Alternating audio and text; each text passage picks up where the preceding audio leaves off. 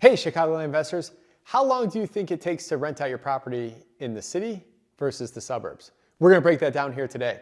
I'm Mark �値, partner, founder, GC Realty Development, also co-host of Chicago's #1 real estate investing podcast, Straight Up Chicago Investor. New episodes drop every week. We've been doing it for 6 years. Tons of great information for anyone that's here, either current investor or looking to be an investor. So check that out. But in 2025, GC Realty, we leased 390 units for other clients. And of those 390 units, we broke down really how long it took to lease up the property and how many days to actually get someone to move in. So you might be surprised here, but the suburbs actually edged out the city in our data. And we have, the sample size we have is pretty even. So I believe it was right around 50-50 or 48-52 as far as number of properties we had in the sample size. But in Chicago, it took an average of 19.4 days to lease out a property. And it took from move out to move in about an average of 35.8 days. So tenants were signing leases in 19.4 days and they're moving in 17 days later. So in the suburbs, just edged it out, they're 17.2 days, and their move-in was a little quicker as well too, just 29.2 days, so just under 30 days, so about 12. Now we know this about the north and northwest side. The lead time is much longer. So if you're watching this and you're not doing pre-leasing on the north side, that's super important because 35 days to move in is crazy. So ultimately, what you want is to go on the market while the current tenant's there. Get it rented out while the current tenant's there, and then they move in a week or so or on the heels of your current tenant moving out. So you got time. If you're going on the market 45, 60 days out, that's probably safe based on these numbers. Suburbs, it's they move in a little quicker. We do some pre-leasing on some properties, just not as heavy because it's so much more crucial on the north and northwest side. So. Super interesting. So city is just a couple days longer compared to the suburbs.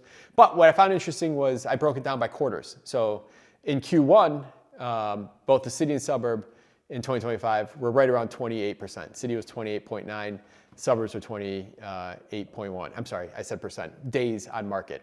Q2, the city was about 16.9 and the suburbs was 13.5 days on the market. Now, Q3 was 15.3 for the city and 12.5 for the suburbs. So Q2 and Q3, that's really peak leasing season where, just again, by a couple days, the suburbs was just a little faster.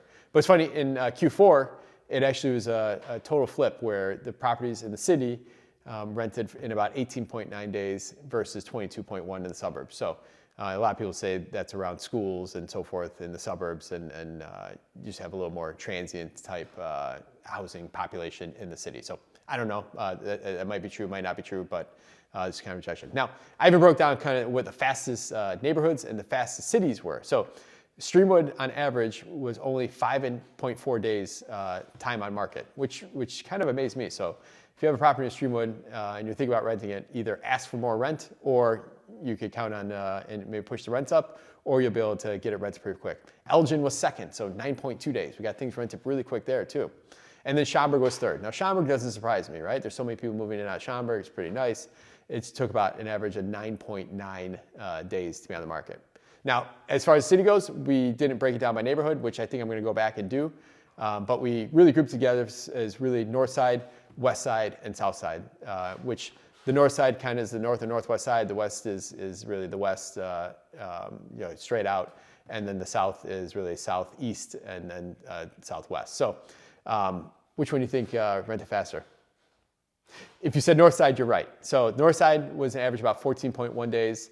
The west side was 20.5 days and the south side was 23.9 days. So, all these numbers we're talking about today, I'm talking about the city a little behind the suburbs or suburbs ahead of the city.